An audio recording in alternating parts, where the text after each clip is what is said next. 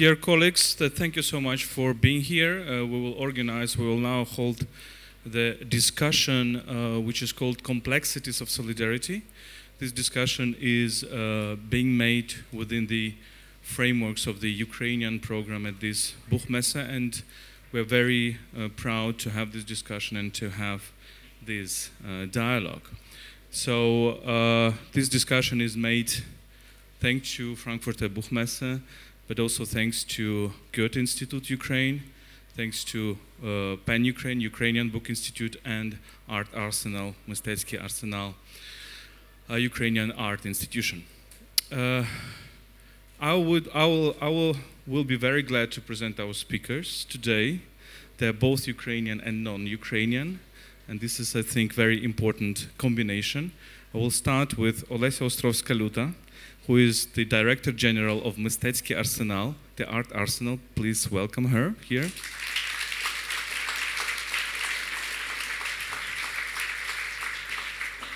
Also, I'm very glad to have here Raji Abdul Salam, who represents the Reckoning Project, which is, I think, a groundbreaking project, international project in Ukraine, but also around Ukraine to document Russian war crimes. Raji has also lots of experience of working with other horrible wars, in particular with in Syria. So I think we will discuss lots of things with him today. Please welcome.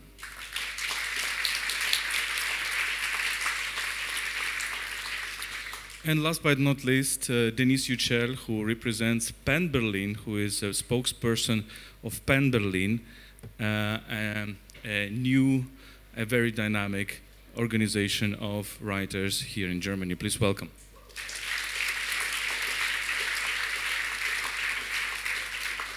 So our task today is to understand what are these complexities of solidarity, how is it called?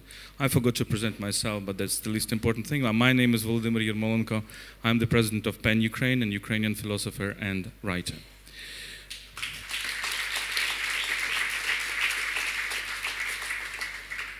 So let me start with this reflection, because we have both Ukrainian and non-Ukrainian writers and speakers here.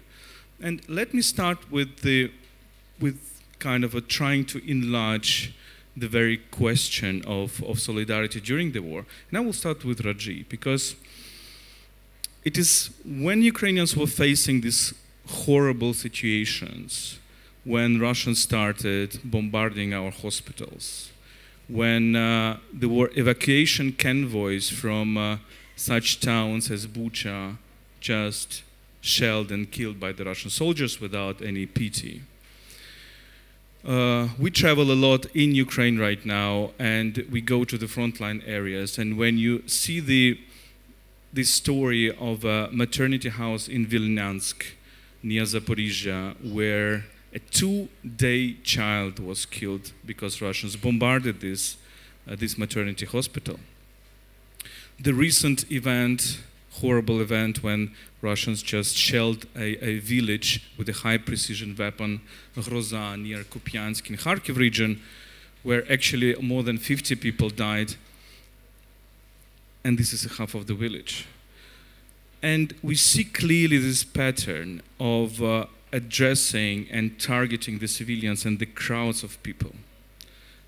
And tragically, we all see these, our friends who are dying every day.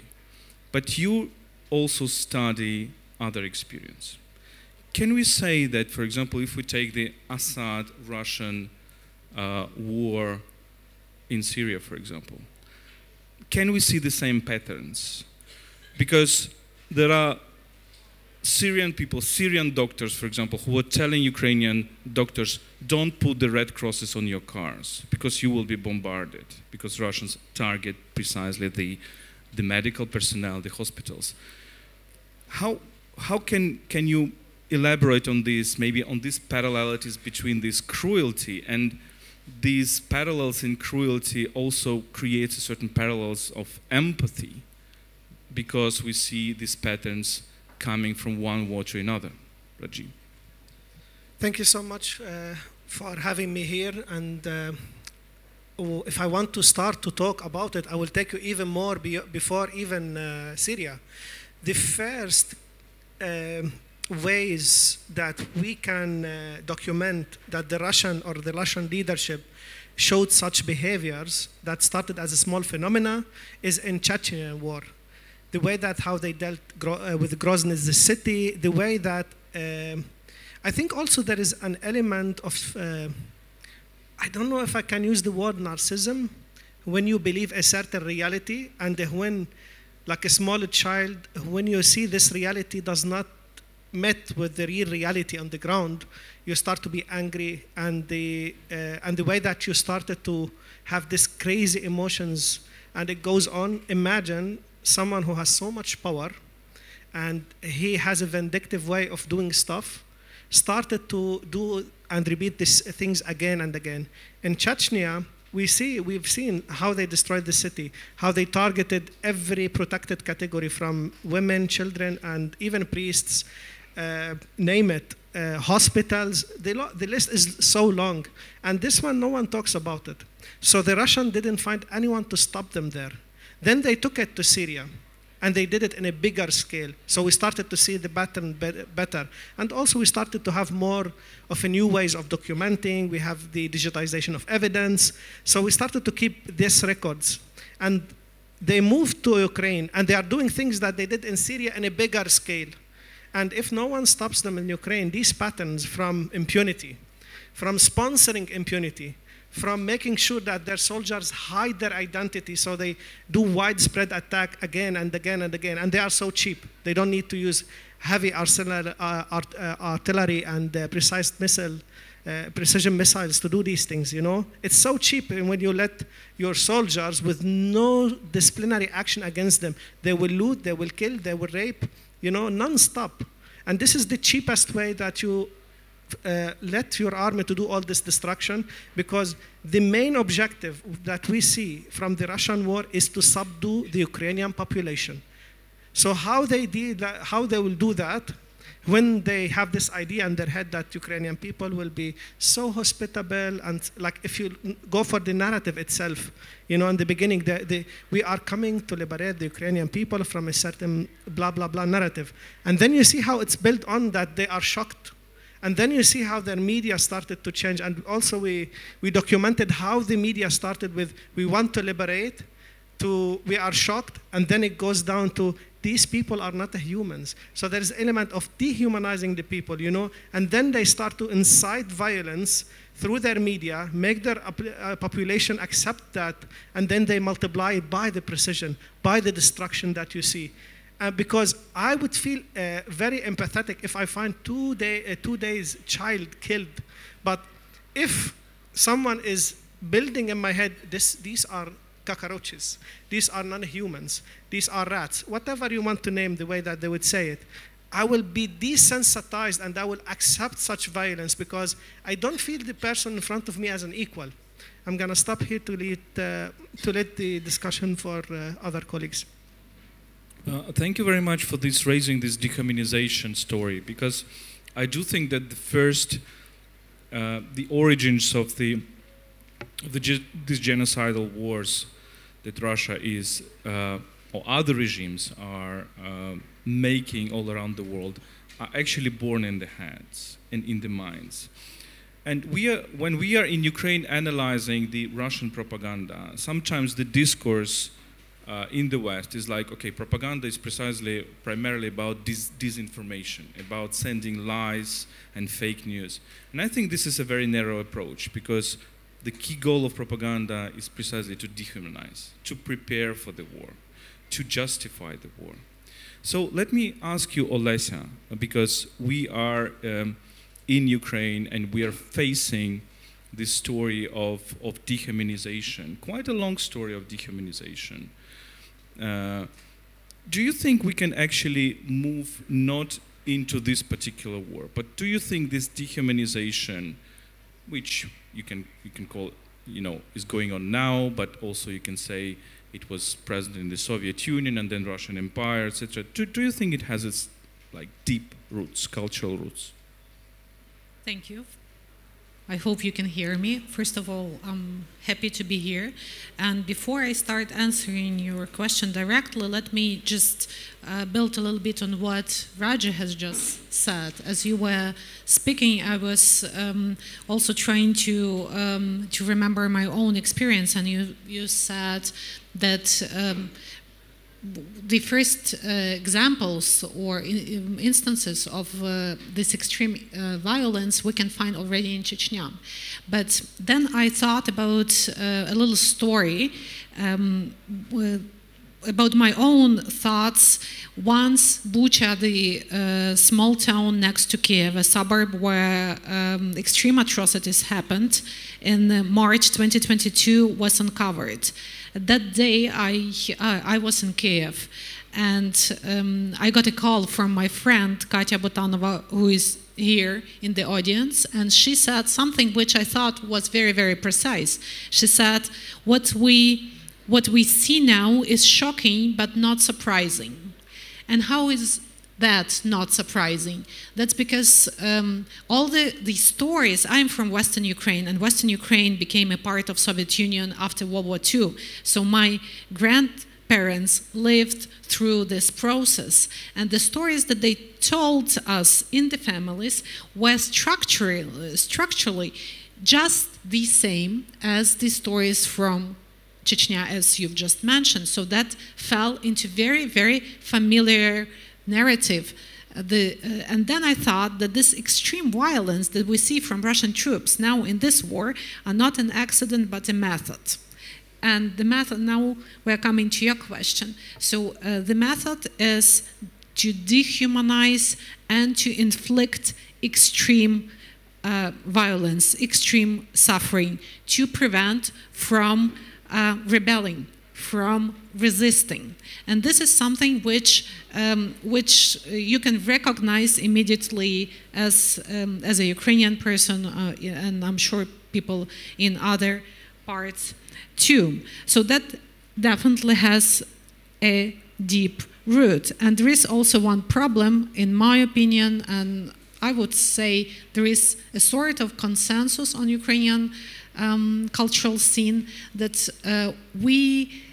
what we expected from our Russian counterparts, from Russian cultural scene and intellectual scene right at the beginning of the invasion, we expected some reflection on that. How does that happen? Why that happened? And there was nothing like that. And one problem that is very clear, I think, is that there is no self-reflection within Russian cultural scene on those issues such as dehumanization of others. Like, for example, Volodya and me, we both grew up with funny Soviet jokes where you always had a few funny ethnical minorities in them. Always. Those were Siberian people, they were the funniest. Or Moldovan people, they were funny too. And that was never absolutely reflected. I think the problem also comes from that, from the lack of questioning. I think another problem also the fact that there is a certain element of Russian imperialism which we try always to stress, is that the idea that the tool of domination is not the idea of difference. So you're not different from us, you're the same from us. And all the difference is considered as the deviation. And that's a very interesting and important logic I think we also need to understand. Let me ask you less about art, of course, and about culture. This is your field. We have had lots of, examples of the solidarity from artists from abroad, from cultural communities from abroad, from writers, from painters, from musicians. There were remarkable story of musicians, rock musicians and pop musicians, famous all over the world, taking the Ukrainian songs and singing them or singing together. But at the same time, as we are talking about complexities of solidarity, right, there are still so many things that that Ukrainians with our friends from abroad have different opinions about. like the attitude to Russian culture, the attitude to renaming of streets, the attitude to memory, etc. How, first, do you feel these complexities? Do you feel that, that sometimes we need to go ahead while understanding that we might disagree on certain points? Or you rather feel that there is something still not explained and not understood with our friends abroad? Well, first of all, I think we are still in the process of thinking ourselves. We are still in the process of building a vocabulary for our experience. And we are relying very much at the moment on decolonial theory, but maybe we have to think it deeper. We have to think it through, and maybe not all the elements of it would be or would describe our reality perfectly. But that is just, we are at the beginning of this process, and there is a lot of discussion on that within Ukrainian intellectual community. And there are also two, I think, elements how solidarity is difficult, why solidarity is rather difficult. One is that once you have different situation and experience, you have also different temporality. Time goes differently in different situations. In those, for example, in the front line right now in Ukraine, there is a very different feeling of time than we have here, and then we have in Kiev, and then we have in western parts of Ukraine, depending on the physical experience. And secondly is the physical experience. Without certain physical experience, it's extremely hard to imagine things. It's extremely hard to convey the message and to solidarize with the speaker, with the speaking person. Here, once again, let me introduce a small, very tiny personal story. About a month and a half ago, I met on an official occasion, I met a friend. He's a director of Ukrainian Remembrance Institute, Anton Drobovich, and he's also a soldier fighting on the front line, but he was wounded, and for that reason he was sent for rehabilitation to Kiev. That's why I met him. And we started to talk to each other, and I asked him, Anton, how is it on the front line? And he was trying to explain it to me, and then he said, but you understand. And I thought that no, without his physical experience, I do not understand. So even we in Ukraine have those very different temporalities and understandings, let alone, people in other places. I think that's a very important point, and maybe we will come back to this, because there is a certain idea that Ukraine is unified society, which is, very solid from inside, and that overcome many of its divisions. But then I think if you dig deeper, you understand how many divisions, new divisions are there. And these divisions are the divisions of experience. And when we're talking about complexity of solidarity, it's also a question about our internal complexity. But I will address this later, but coming now to Denise, and Olesa mentioned this physical reality, this physical feeling, which you cannot really have from the image that you have on your phone. We first met with Denise in Kramatorsk. Kramatorsk is a frontline city in Ukraine, 30-40 kilometers from the front line, and it's like a fortress city, several fortress cities where actually soldiers come back from their positions to have some rehabilitation, to have some rest. So it really looks like a military fortress. And we met with Denise because Denise brought the fireworks machines, fire trucks to Kharkiv. And this is how we met. So we didn't meet in Berlin, we didn't meet on Frankfurt, we meet in a very dire place, which is Kramatorsk. And to make the story even more kind of sad for us, for me, we also had a dinner in that restaurant, which is called Ria Pizza, where our dearest friend Victoria Amelina, Ukrainian writer, would be killed in a couple of months afterwards in this precise restaurant by the Russian missile and direct hitting, which is clearly a war crime. But you coming, right? You see this reality physically. You show your solidarity with actually coming to Ukraine. And then you come back to Germany. And Germany is obviously a country which is a big Ukrainian ally, and we feel this solidarity and we feel this strong support without any doubt. But then there are some discussions in Germany which kind of are very difficult for us, like whether to give weapons to Ukraine, how fast to give weapons to Ukraine, etc. And I understand this certain, thinking in Germany that tries to avoid war, that tries to avoid evil, that kind of avoids the need to confront the evil.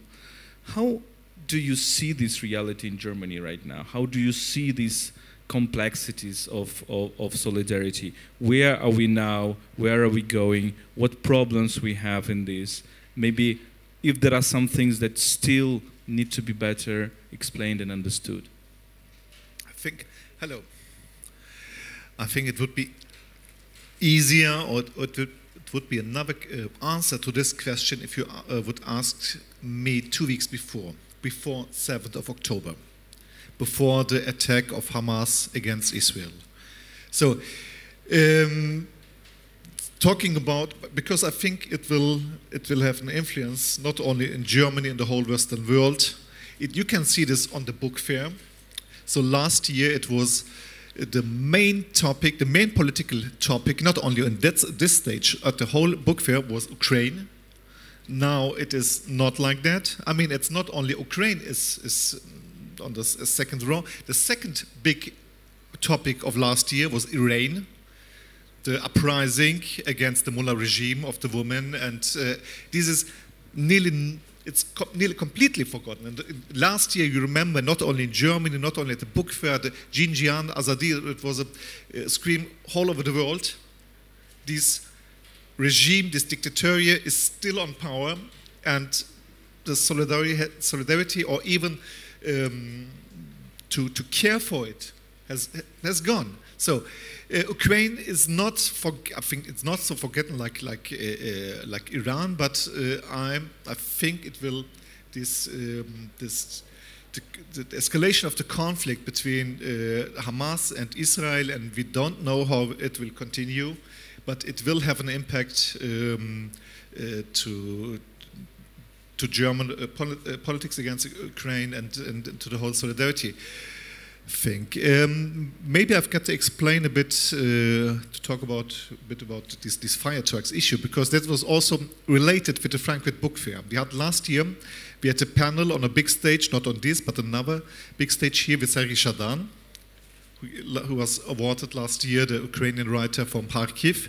He was awarded with a Peace Prize, and it was for us very impressive to see that Sergei is phenomenon. He's a musician, he's a writer, but in Kharkiv, he had the experience, he made the experience that it can be a situation that writing and talking or making music or writing books, it's not enough. So he organized the practical help. And that was for us, this meeting with Sergei here in Frankfurt was the point to say, okay, let's do something in practice. Even it's not our job as writers, as journalists, it's not our business to organize some fire trucks and generators and water tanks, but that was necessary. If it's not solidarity, of course, symbolic solidarity is important, but if you have the opportunity to go in practice with solidarity, we should do this.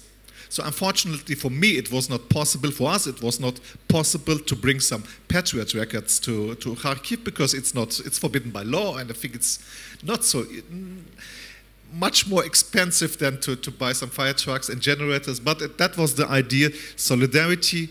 If you have the possibility, and of course for everyone, for every citizen, the possibilities are different. But we started a campaign, a donation campaign. It was 300,000 euro, and we bought some fire trucks, and the point of the fire trucks was because the Russian, after we left Kharkiv, there were many villages around Kharkiv without water, without electricity, and it was not fire trucks for fighting against fire. It was the idea with the fire trucks and the generators. We spent the most of the money for these generators to bring mobile power stations and water tanks to the Kharkiv region. And it's not, of course, not only Sergei. You and your colleagues from Pan Ukraine, you did the same. That's why we meet at Kramatorsk. And I think it's an important point even for people like I'm journalist, but we are writers. But sometimes if there can be a situation, sometimes there are situations that solidarity has to go in practice. So that's what we tried to do with this action. You remember, Volodymyr, when we sat in this restaurant, which was attacked now. You asked me, will Germany deliver these panzers, these tanks? And I said, yes, believe me. I said, maybe you remember, maybe there will be something like a second Bucha has to happen, unfortunately, but Germany will do this. And I think this discussions in Germany, I understand you in Ukraine, why you are angry because Germany was at the beginning very slowly, but I think in Germany it was an interesting situation. At the beginning of the war, there was a few 100,000 people at a big demonstration in Berlin. I was completely surprised about this because in Germany, not only in Germany, but also in Germany, in history, there was kind of view like this: if the Americans are involved, there's a war. If the Americans are not involved, there's not a war. So the Iraq was a war, but the Yugoslavian, even it's closer to Germany, the civil war in Yugoslavia, the massacres in Srebrenica, the genocide, was not such a topic like this. So I was surprised that so many people were on the street, but that was on symbolic way. So, and then to go one step forward, to do what Germany and the West can do to help, to support Ukraine, to deliver the weapons that you need, because unfortunately it is necessary to defend with weapons. I don't like that, but that's reality. And I think it was in Germany, it was a hard discussion, but it was a discussion, and I think it took a long time. I understand why you say it was too long, but I think it goes to the right direction from the beginning of the war to now. And now I think we will have a different situation after 7th of October because I'm a bit fear of that Ukraine, the war in Ukraine, that we are used that there's a war and it's still ongoing, so it's not the news any longer. The news things are happening there, and I'm scared that I'm fear of that it will be forgotten here in Germany. We also have this fear, and we have this experience of a forgotten war. I remember all the discussions organized in Germany or somewhere else in 2016, 2017, for example, under the title of a forgotten war. And I have this nightmare that this war, this full-scale invasion, will also be considered as a forgotten war. But let me just ask you again about this mode of thinking, because this is very important, I think. This Zeitenwende in Germany, right? Do you have this idea, do you have this feeling that it is really the change in the way that the society understands that, for example, you cannot just avoid evil, or you cannot just think that all the evil can be, all the bad things that happening can be solved only by dialogue, only by conversation. Because this is what we feel in Ukraine about Germany, that this is, and we understand why is that, because it's post-Second World War, and all these ideas of an infinite dialogue are very important for the society. But at some point it's not enough. At some point you need to understand that you have to confront this evil, you have to defend against it. I think it's not only, I think it's an easy it's not only the Second World War experience. I think, especially for the German Social Democrats, it was the experience of the East politics in the 70s.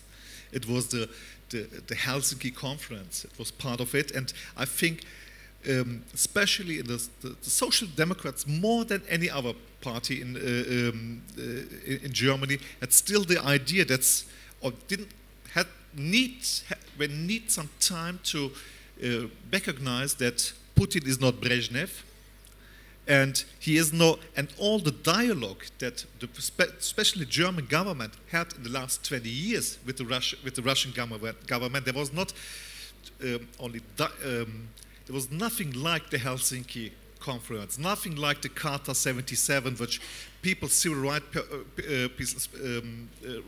activists in Eastern Europe used for their struggle. So there was nothing like it was only one side. We get the gas for less money and make some business, but that was not a dialogue like in the 70s. So. And I think that especially the German Social Democrats need some time to recognize this, but I don't agree in this. I think the German society has learned in the last 1.5 years, and in the beginning of the war, it was more the German society, the majority of the society, who said, yes, we need to support Ukraine. It was the government and the Social Democrat part of the government, not the Green part. The German, because of some reasons, most hated minister, Robert Habeck, he said 1 year before the war starts, he said, we have to deliver weapons to Ukraine. So I think it is all the anger against all the angry and disappointment I see in Ukraine. I understand this, but I think maybe you can...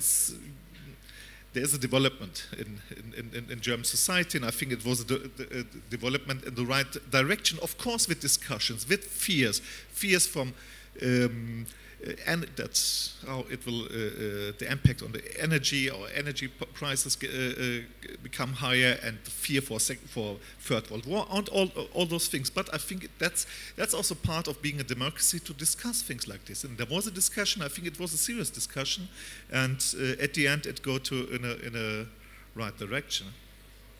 Olese, you wanted to add something? Yes, I also wanted to reflect on the question, is there a difference between artistic action and direct practice? Or is direct practice needed? Is it enough to have just an artistic practice in times of tragedies? I don't want to use the word crisis, because crisis, in my feeling, does not describe this worldview. So let me tell you about how Ukrainian artists react to the war. What I've noticed is that often in Ukrainian visual art especially, there is a blurred margin between fictional and non-fictional reality, between the reality and artistic thinking. And one of the most prominent artworks was made by the Ukrainian artist Zhanna Kadyrova, and Zhanna Kadyrova she makes sculptures. She was one of those artists who evacuated from Kiev at the beginning of the invasion, and she went to Carpathian mountains, and there are mountain rivers there, which with the banks laid with pebble stones. And pebble stones, large pebble stones, they look like bread loaves. So Zhanna made sculptures out of those stones. She cut them just like you would cut a bread loaf, and called them bread loaf. And it's very, very multi-layered in Ukraine, because also at the very same time there was a widespread joke, because we also joked even at the beginning of the invasion, and there was this joke that how do you recognize a Russian saboteur in Ukrainian city? You asked him or her to say palanetya, and palanetya means bread loaf, and Russian speakers usually have an accent in that specific word. So you would know that this is not a Ukrainian speaker, so probably a saboteur. So to make the story, or long story short, it's not only the sculpture, but also how Zhanna presents those sculptures. They can be bought from her, and she's very well known. So they've been bought by many museums and private collections all around the world, and all the money that she gets from the sale of those sculptures altogether, and those are by now hundreds of thousands of euros, she donates to Ukrainian army, and they only exist as an artwork together with this act. So it's both an artwork and a fundraiser, with something very counterintuitive to previous idea of how to be an artist. You, as an artist, you were not supposed to support an army, right? And there is another layer of thinking in that, when you said that it was common to think that bad things can be stopped by restraining from aggression. And now there is some sort of understanding that this thinking also comes from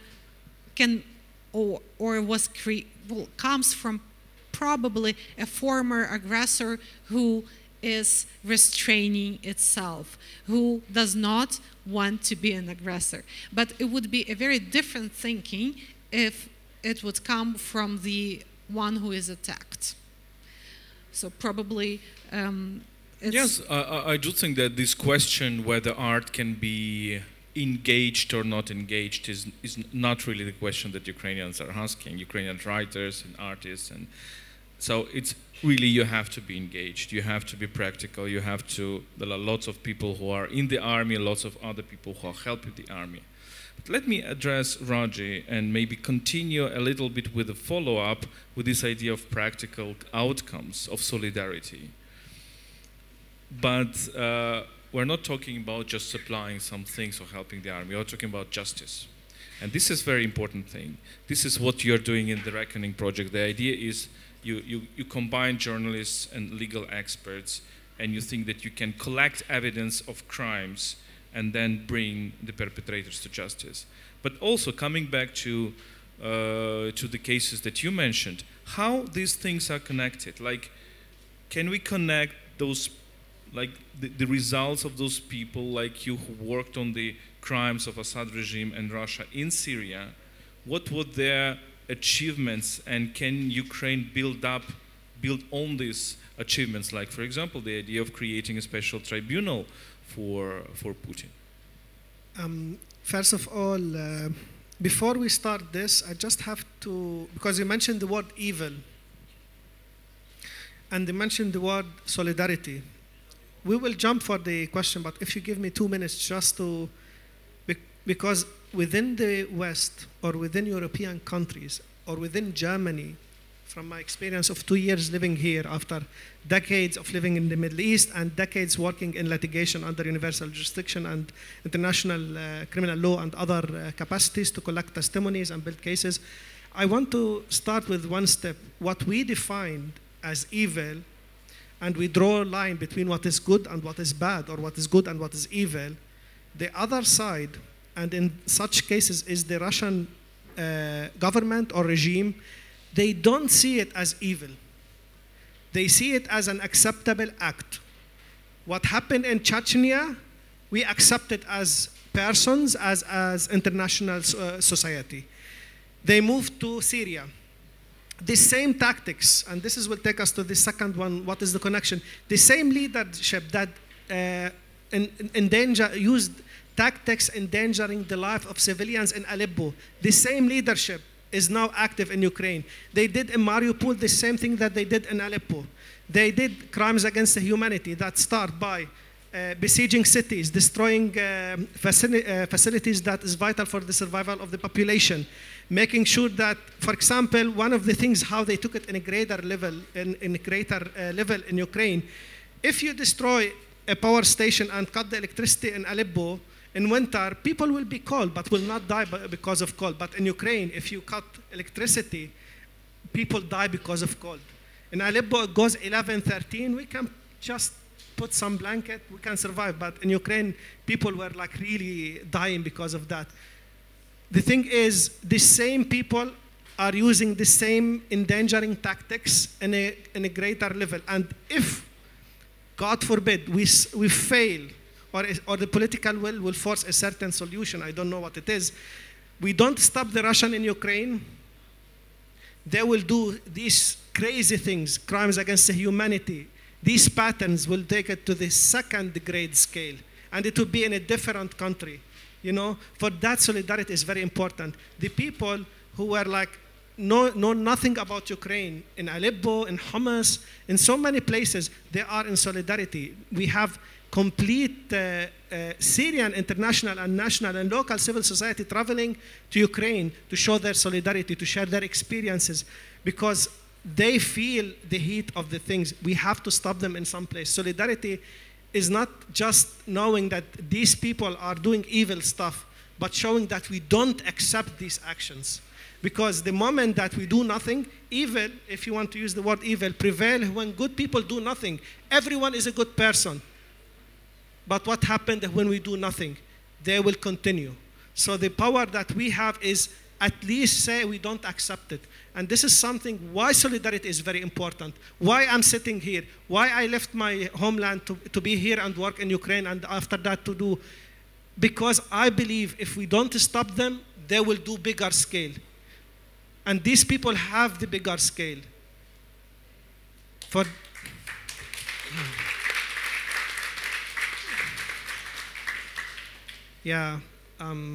the question that you were asking, basically, can you rephrase it in a way that it's easier for me? I was a bit passionate, sorry guys. Should I rephrase it? Yes, please. Like when Ukrainians are saying that there should be justice, there should be special international tribunal for the crimes of Russia in Ukraine.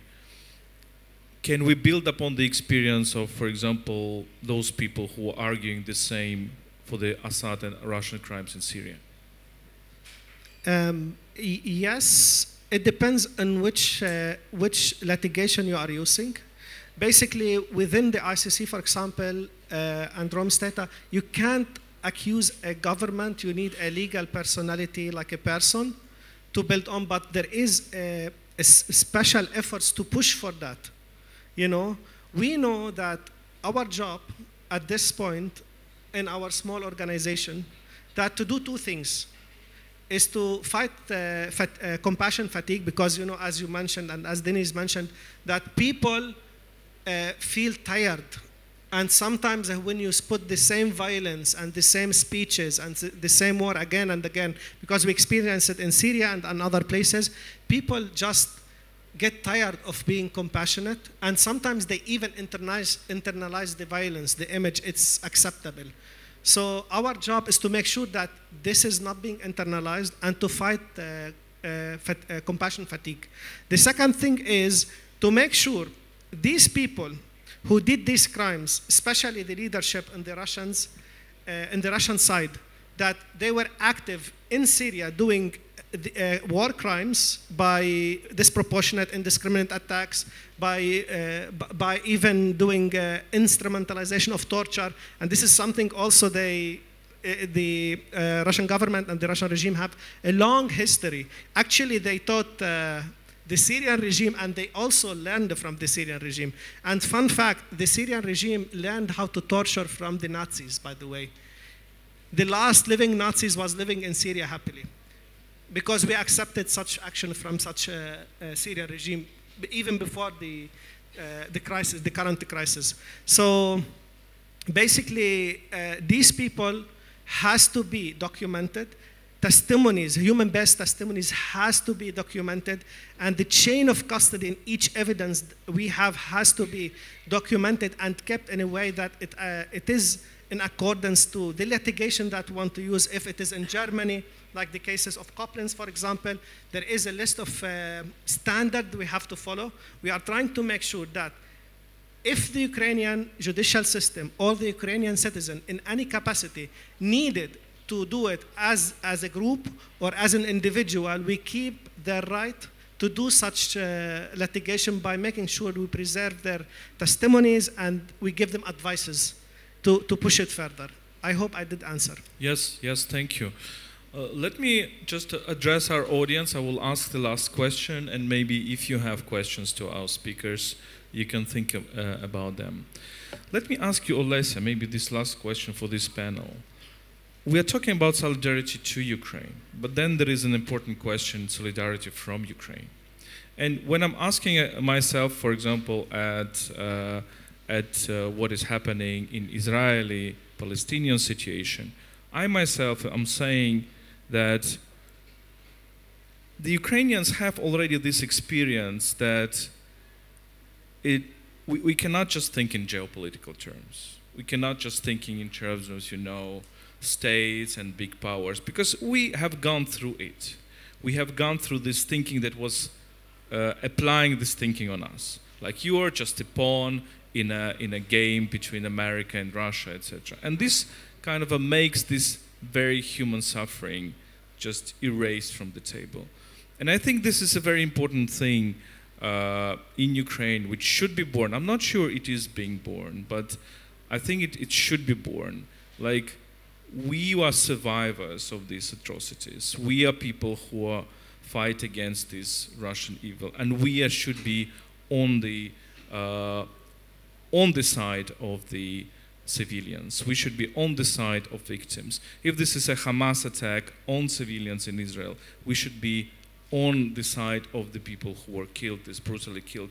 And when Ukrainians showed emotionally these Israeli flags, for example, on the streets, I think it is important to understand that it is not like support of Israeli government or what is its policies. It's really this compassion with the victims, and the same compassion, I think, should be also with Palestinians. Do you think that this emotion is rising in Ukrainian society, that this is mature enough to go a little bit beyond its own suffering and feel the suffering of others? Well, I think there is this feeling, and it's definitely rising, and there is definitely a discussion about not only about the compassion and help that we should be obtaining, right? But the debt that we have to be compassionate with other people and be actively in help of those who need that help. I'll give you an example from pre-invasion period, how we responded to that in my institution, and it was in the connection with Belarus and the protests in Belarus after the faked elections a couple of years ago. There were massive protests in Minsk and other cities of Belarus, and they were crashed with a lot of violence. It was not the torture as there is now in the war situation, but it was also a very, very serious torture. So what we thought, that we as a Ukrainian cultural and intellectual scene, if I may say, what should we do? And we've been also receiving a lot of support from Polish intellectual scene for a very long time, for decades actually, in Ukraine. So Polish cultural institutions and individuals were extremely supportive and helpful for the growth of Ukrainian cultural community. So we thought that we have the same debt towards Belarusian creators, and therefore we created an exhibit which was called Каждый день, or every day, because that was the slogan that people chanted on Minsk streets, meaning that we are here every day, we are here to stay, and presented, probably as we heard from our Belarusian colleagues, the largest contemporary art exhibit by Belarusian art. All those creators, or many of them, are in exile, but by now, for the reasons that we know. But I think that's the example how we kind of tried to be on the not be only on the receiving side, but also on the giving side. And I hope this is just the beginning, and there will be more and more discussion about that. Thank you. Denise? I just wanted to ask you something, because a few days on Wednesday, on the beginning of the book fair, I'm at a presentation here on this stage with the German Minister of Culture, with Claudia Roth, and 3 Russian writers, with Dmitry Gluchovsky, Mikhail Shishkin, and Irina Sherbekova, co-founder of Memorial. And I just wanted to ask you, because you said with your colleagues from Belarus, are you in contact with, still in contact with them? Yes, there is some contact with our colleagues from Belarus. There is, of course, no contact with the Russian art scene. Good. Please. You wanted to add something about the Russians. About the Russians, it was the last discussion that we had when we meet in a hotel in Berlin, not at the war zone, it was in Berlin. And maybe talking about solidarity, it's a dialogue, it's so, it's giving concrete detail. In the beginning of the war, after the Russian attack on Ukraine, and I was in that time, I was president of the old German PAN, and we made a declaration, not in general, because it was not our style to make general declarations about political issues, but there was the discussion about boycott Russian artists and Russian culture. And we make a declaration clearly on the side of Ukraine, but against this general boycott of Russian artists. And we made this, it was kind of like a title. The enemy is Putin, not Pushkin. It sounds good, but then we get an answer from PEN Ukraine, and especially we said, okay, but not Pushkin. Especially Pushkin, it's not so, and it was for us, or really also a kind of learning process. So we're still talking about these things, even if you're in solidarity with you. I think it's also part of solidarity. In some things we learn, and some things we still disagree. So we had this discussion at the hotel. I asked Volodymyr, have you? What's about Have this? I read Pushkin? Yes. No, not about Pushkin, not about that. That's easy. About the dialogue with the Russian. And I asked the Russian writers here, or all of them, definitely not Putin supporters. Dmitry Gluchovsky was jailed to prison a few months before, to 8 years prison. Talking, if I say Russian writers and intellectuals, I mean that kind of Russians. I asked them if they have contact to Ukrainian colleagues and what they think about this boycott issue, and they said, all of them, they said, in person, yes, and in this boycott issue, so we understand the Ukrainian, and Irina Sherbekova said, if they're criticizing us that we have, that Putin is still in power, I've got to say, yes, the Ukrainians are right. It's our mistake. So I think also it's also part of solidarity. Go and practice is one thing, but the other thing is also to keep the dialogue and to discuss things, to learn things from each other, also to criticize sometimes, because it is not, for me, solidarity is not the point. We are coming here from the rich Germany and we bring you some stuff to Ukraine. It is, we are colleagues, and if you are in a situation you need solidarity, practical solidarity, we can try to organize, but we are colleagues, and I think it's also part of important part of solidarity to keep the dialogue, to talk, to discuss, and to learn from each other. And we agree to disagree. But we disagree in less points than so, last year. Just I didn't want to make the discussion about solidarity with Ukraine into a discussion about Pushkin and Russian writers. But there are two aspects, and I think these are very important aspects to understand. First, there is a moral aspect. The moral aspect is that we cannot be in dialogue with representatives of Russian culture when our friends are dying on the front line. This is just the moral question. It's not about Russian writers. It's about our people. It's about our responsibility to our people. And the second question, I don't like the word boycott, but I think that we need to engage into critical thinking about Russian culture.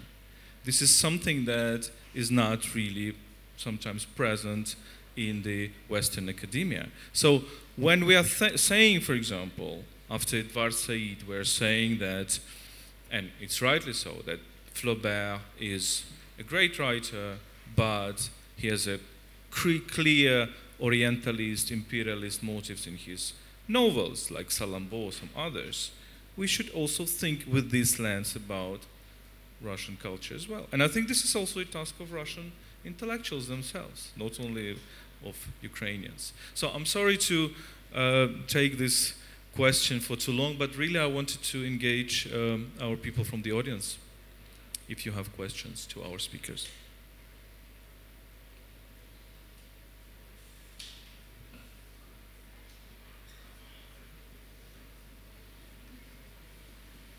Till we are waiting, maybe people, with this pushing thing, I wouldn't repeat this like this again. I then wanted to start a discussion about this issue. I just wanted to say, because we're talking about solidarity, this also dialogue and talking and learning from each other is also part of the solidarity. That was the point that I wanted to make. And as I said, I wouldn't repeat that Pushkin expression once again. Yes, and our position is that dialogue is a good thing, but there are certain moments when dialogue cannot work. I'm just talking about dialogue between us. Yeah, sure. What we're doing right now. So questions from the audience? Remarks, ideas?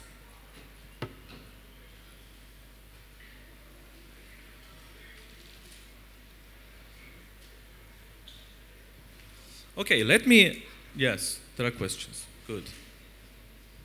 Because I was just afraid that we have mesmerized the audience with this Pushkin debate. I'm very sorry. For example, I will bring. It will be about Wagner, Albrecht Dürer, and Nessis. Very sorry because I live in Germany for 5 years. I'm Ukrainian, and sometimes such references are not treated properly. So I just want to give an example. You talked about solidarity. For me, was surprising that still now my colleagues, my boss, they were reluctant to tell good words about Wagner music and about pictures and artworks of Dürer. And first I didn't get why, and then I knew they were beloved artists of Hitler, but I haven't connected those things. And for me, the question, when I connected, I understood. So Germany, after the Second World War, made the homework, went through trauma, digested, and still have some maybe uncomfort with this. For me, that's the question,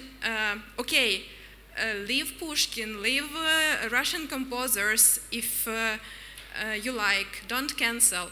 But please, why not to make like it was in Germany for a few years after the war, and as we see it still now for some people. Just forget Russian culture for some time and give the scene to Ukraine. It will be like a kind of support. I don't understand why, for example, I live now and work in Wiesbaden. More than half of a program of Wiesbaden theater are Russian composers. That's only one of example. So I know that it's not, I understand that it's a quite complex question, but why not to do, like, why not to postpone for some time, at least until the Russian troops are out of Ukrainian territory? Thanks. I've got to apologize. I didn't want to start this Pushkin issue. I just want, after talking about the practice with the fire trucks and so on, I just wanted to tell from another side of this practice of this solidarity. And that was the debate that we had with Ukrainian PAN after our press release.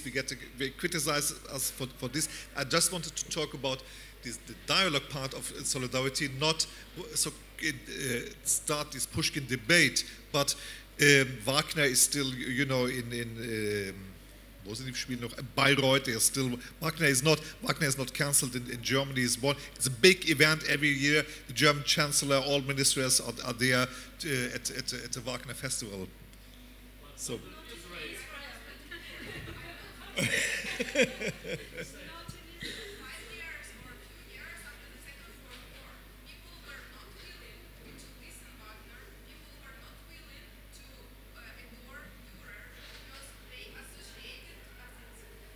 People were a kind of Germans themselves, as I understand, were canceling for them Dürer and Wagner because they just wanted like not to have anything with these dirty Nazis. Why not to make something similar?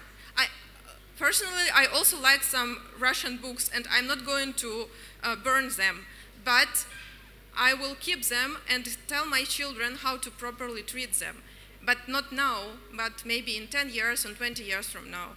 I don't understand this German willingness to protect current situation. But then there is a question of power structures, right? And maybe Olesya, you can react on this too. So the question is really that still Russian culture has this domination over Ukrainian culture. We have much more Russian books, we have much more Russian arts present on the international stages, and the question of solidarity is not only a question of, we're not using the question, I'm personally not using the words boycotting or canceling, whatever, but the question is how to bring the forgotten and unheard other cultures, like Ukrainian culture, Belarusian culture, Georgian culture. Olesya, what do you think? And maybe I am amazed how our discussion about solidarity suddenly is focused on this Russian question, and I think it shows the place that this culture has been occupying for a very long time in collective imagination on the international stage, somewhere in the center and high above. So we still, and that's obviously the result of imperial kind of understanding of the world and of imperial realpolitik as well, projected by Russia on other countries for a very, very, very long time. So obviously, we have to reflect on that. Obviously, we cannot be blind to such situation. I strongly oppose the idea that you have to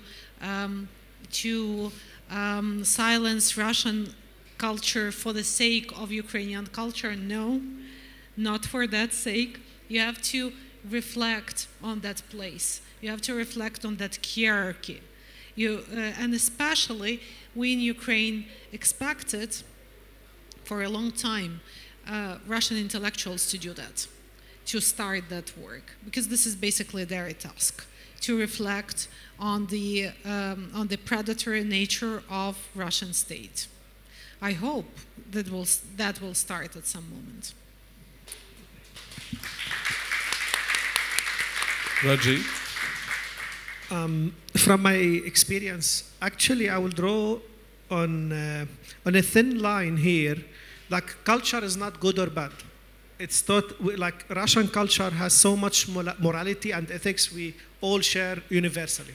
So this is the first thing I want to draw. But I do understand that after 20,000 documented war crime and a list of crimes against humanity, that maybe certain elements, innocent elements, would trigger memories. For example, a certain music would remind me of the one who was torturing me in Syria. Like Kulthum is a diva, is a very famous singer in the Middle East. But one of the guys in Far'a al-Khatib, by the way, Anwar Islan is being jailed here in Germany for life. So that one of his torturer used to put music, this lady. And so many people, if they hear it now, they got traumatized. Not because she's evil, but because it's related to trigger a certain memory of torture. So I do understand that so many people have so many elements within the Russian drama, Russian culture would trigger them. I understand that. But also, we have to draw a line between when we are discussing Ukrainian identity and the culture behind it, and the Russian identity and the culture behind it, and using the Russian culture to cancel a certain element of Ukrainian culture. And this is something we are seeing it in schools. One of the things that everyone's talking about now is the deportation of kids. And the deportation here is not only just moving children from place to a place, but rather is a systematic approach where the child is being not only removed from the space that he or she was in, rather than the mental space that he or she was in. That means a certain cultural element, Ukrainian language, Ukrainian way of thinking, Ukrainian folk, that the child is not being able to access anymore. And in a certain point, the child will have, in certain cases, cognitive dissonance. We talked about it last time. And then it builds on. So the child starts to even seal his memories and confabulate new memories, maybe. So the question here is Russian culture is being used as a tool of war to target a certain population in Ukraine, like in Mariupol? Why you put like this huge cinema TV thing and you start push people to watch it? There are so many questions here that we have to look and think of. But we have to always draw a line that culture by itself is not good or bad. It is the way that is being used as a tool of war or as a tool of cancellation of a certain element within the Ukrainian identity. I just want to say that. Thank you, Raji. It's very important. Unfortunately, we need to wrap up our discussion, and I just wanted to thank our speakers, and just to remind certain key points that the crimes that Russia is doing in Ukraine are not limited with Ukraine, and therefore we can see these crimes from Chechnya, from Syria. And there is a big danger, and this is what Ukrainians are saying, that these crimes, if this regime is not defeated in Ukraine, that they will continue. So this is the very important practical point. The second point is that we see these certain cracks in solidarity. We see the diminishing of the attention to Ukraine, and this is very dangerous. Because Ukraine is fighting so hard, but we understand that if it is left alone, if this war is forgotten, this fight will be much more difficult. Russia is being militarized, is turning into a militarized society.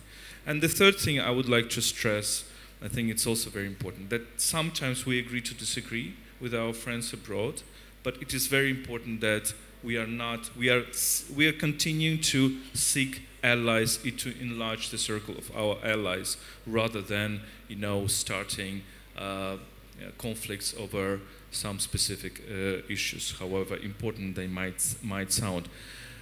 Thank you very much, Raji Abdul Salam, Olesa Ostrovska, and Denis Yücel. Have a big round of applause to the speakers.